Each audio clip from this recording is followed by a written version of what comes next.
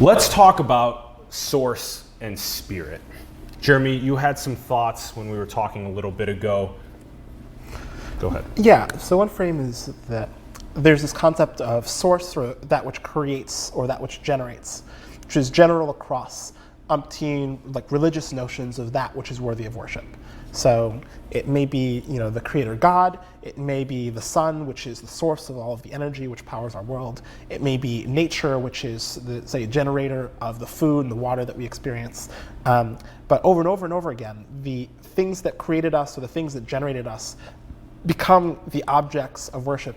In part, it's reasonable. It's saying the thing that created everything that I am must be as or more powerful as I am, whether it's a mechanism or a body of resources or whatever, and is also capable of creating more things like me or that would be even greater than me. And so there's a reverence for that which is capable of creating, and there's a worthiness to the respect for that set of, say, processes, like natural entities. Those things have that kind of power. And so I understand why umpteen religious traditions will sort of respect the creator of everything that exists. That makes sense to me. You had a frame for source, which was about nature, right? Well, I would say that everything that you just said a moment ago Yeah. is the most important thing in the world, period. Is Okay. to understand source, spirit, what nourishes you, Yeah. what birthed you into the world.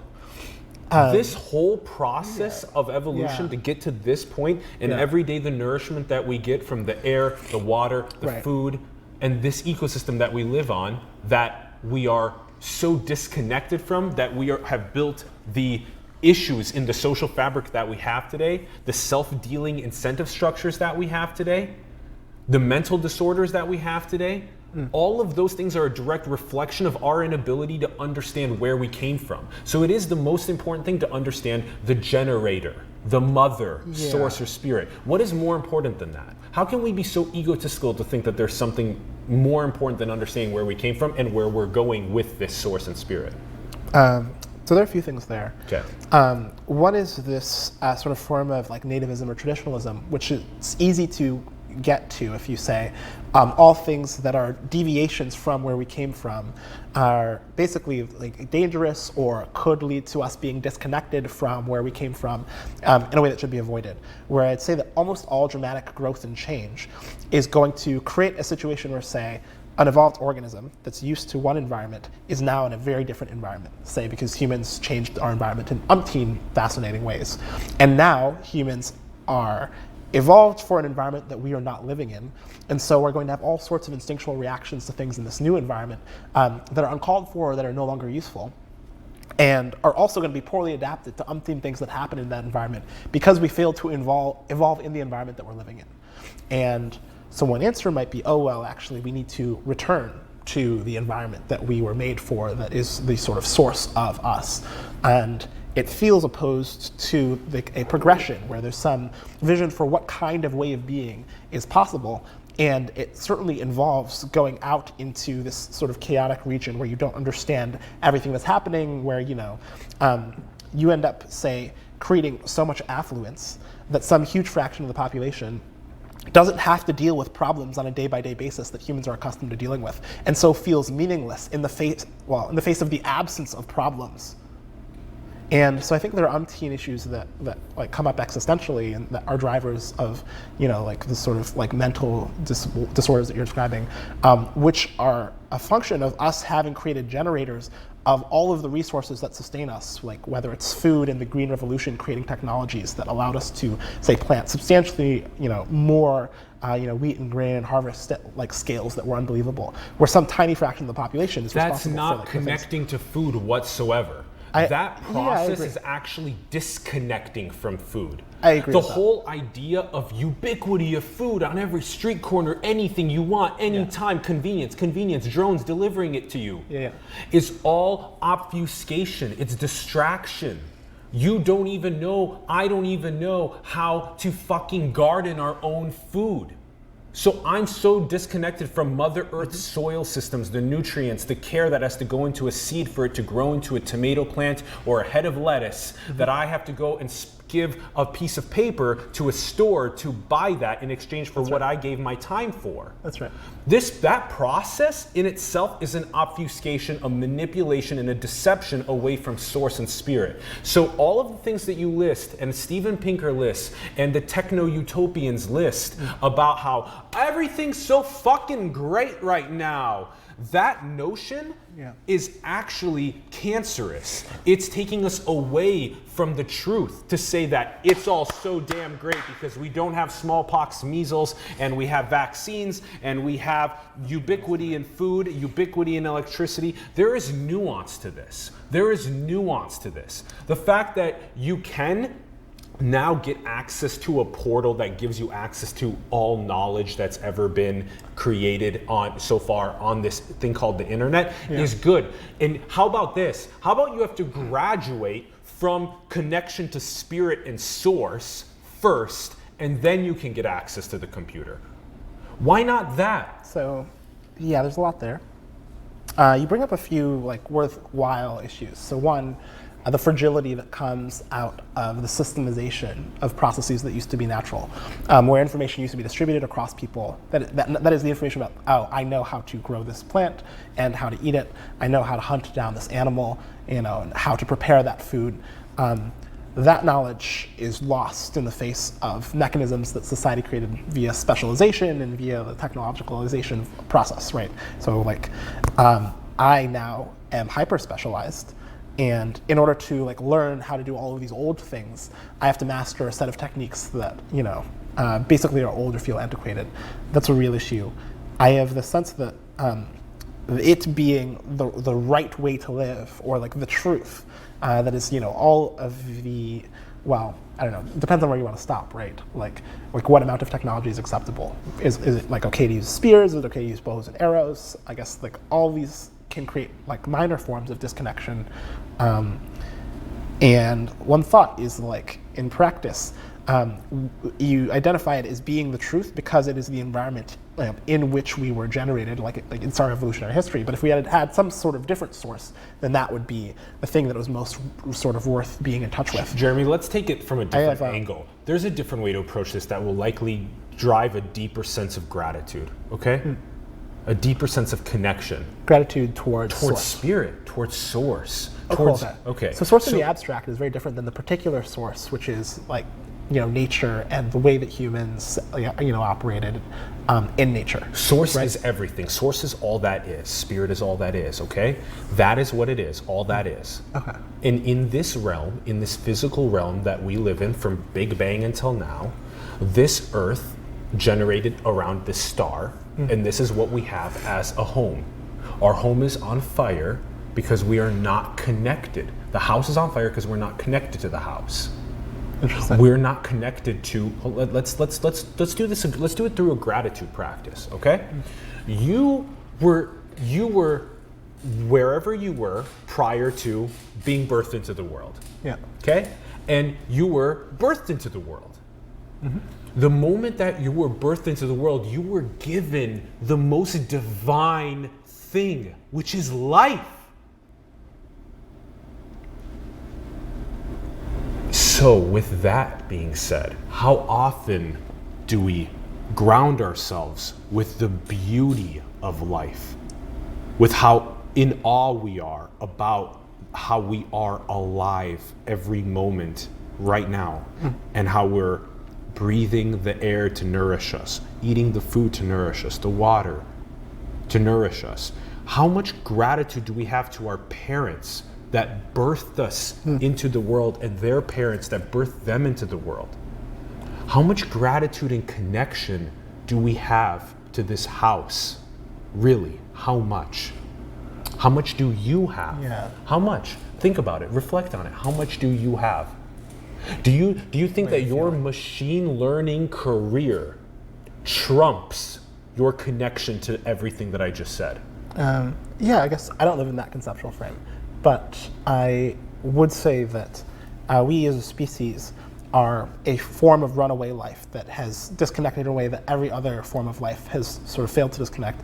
And we engineer our environment in a way that no other species tends to do. And that creates forms of disconnection which look like us being in very different environments than we grew in. And also, well, you talk about connection to the house and home.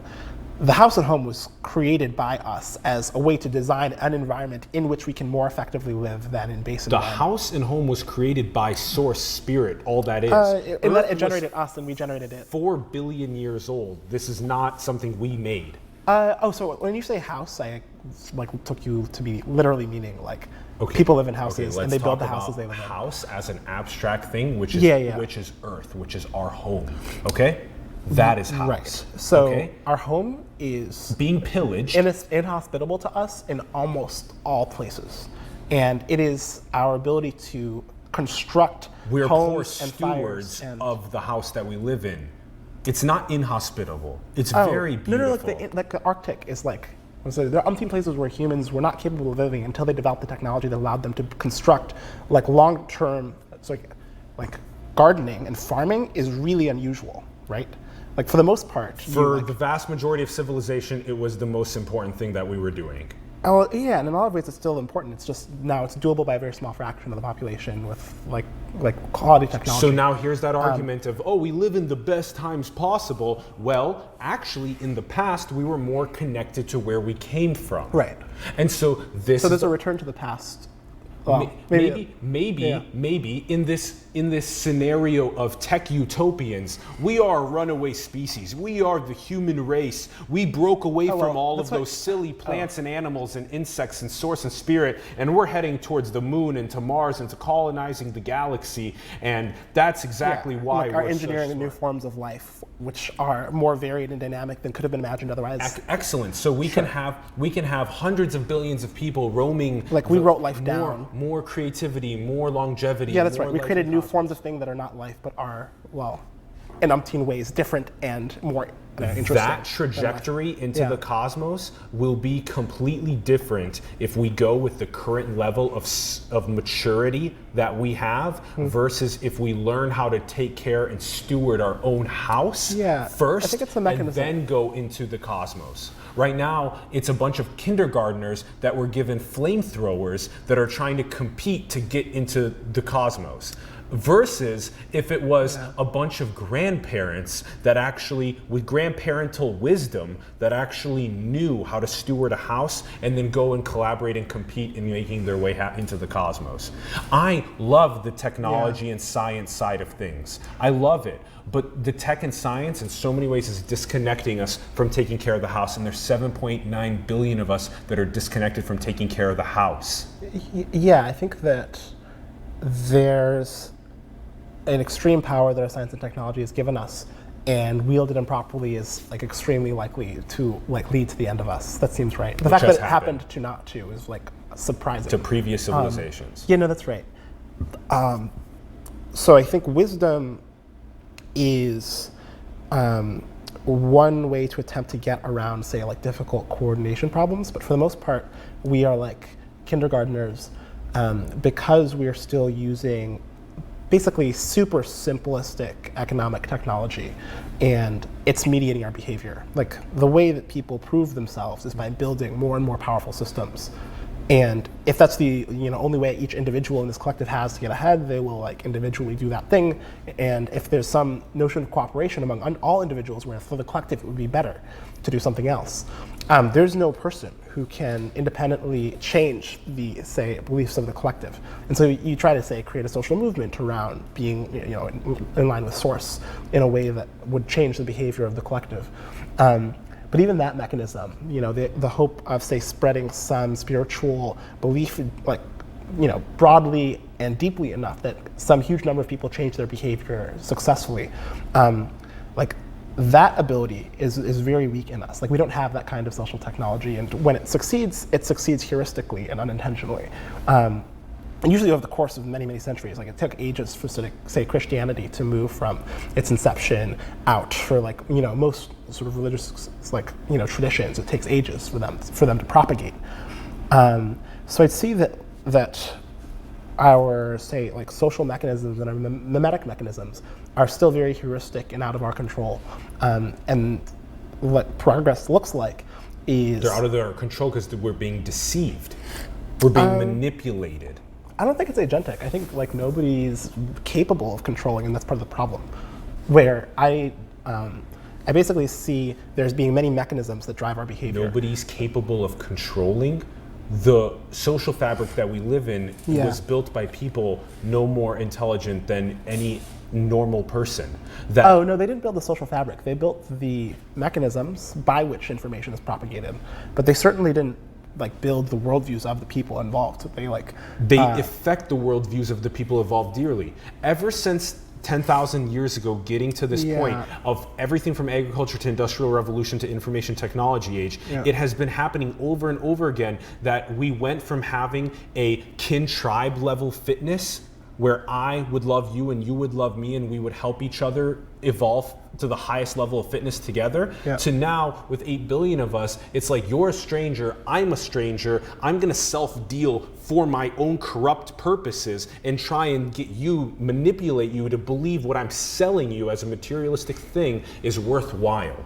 That's what we've made an error with. The global village is about self-dealing and not about an interdependent, interwoven, stakeholder process. And so to be able to see that the disconnection, that entire process came from our initial disconnection from the, you pointed out, the agricultural revolution. When you can actually get food from, you're right, let's actually be more nuanced about this. Let's do it. When I am doing something on a daily basis, and if I get a source of food from 10,000 years ago from someone else that grew that food, that it was more connected to the growth of that food, it freed up my time to be able to do other things. You pointed that out earlier. Yeah, but also the person who's growing the food as part of an understood process of farming is much more disconnected from the reality than the person who, say, is like going out and hunter-gathering. You know, I found this berry here, that berry there. Like, the farmer is like clearing off plots of land, typically and efficiently, planting the exact same crop in the set of crops in the right order, such that they sort of like optimize the yield of those crops, so that they can get as much food for their city, tribe, or whatever. And that's also in the massive agricultural days. There's days even prior to that where even still today, some indigenous tribes just grow just enough food for their indigenous tribe. Right, and that's a completely different connection process. And it would never support the number of people that live on the planet. So here are the things, here's the nuance. These are the interesting things about time as well. Where do you want to spend your time? If you are connected to source and spirit, if you are connected to where you come from and the system, the living natural system that you live in on a moment-to-moment basis, truly and honestly, with these real breath in, breath out. Thank you. And again, if you can follow something like that, like a paradigm like that, like the water, thank you.